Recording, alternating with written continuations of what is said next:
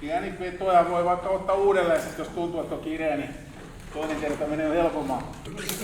Maalintekoharjoitukset. Tarvii vähän reenata, kun jatketaan niin paljon paremmin.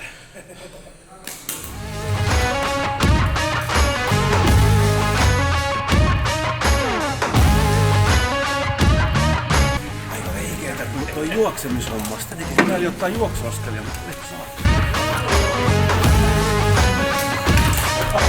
Vaikka tämä onkin vaan kävelysählyä, se on hyvä, että on raskasta sitten niin loppupeleissä. Tämä on tosi hyvää liikuntaa.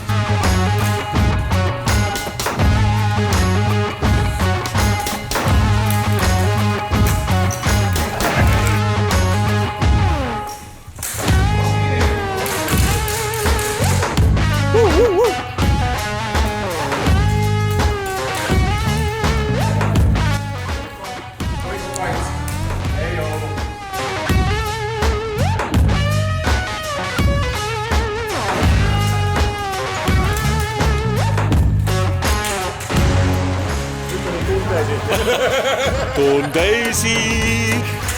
Vartti vaili seinät heilu. Mä huomasin, että oli ihan hyviä huulilensiä. Joo. Kaikilla oli aika hauskaa. Oli joo. Minkä ikäisillä sä suosittelisit? Kyllä mä ihan työssä-ikäisillä kavereilla, kukaan vaan jaksaa juosta tai kävellä. Joo. Hiki lisää tulee. Sitten meillä on täällä yksi kaveri, kun oli ensimmäistä kertaa mukaan. Mitäs sulle jäi käteen? No mulle jäi käteen kanssa toi hyvä fiilis, hyvä meininki. Okei, lähtisitkö uudestaan?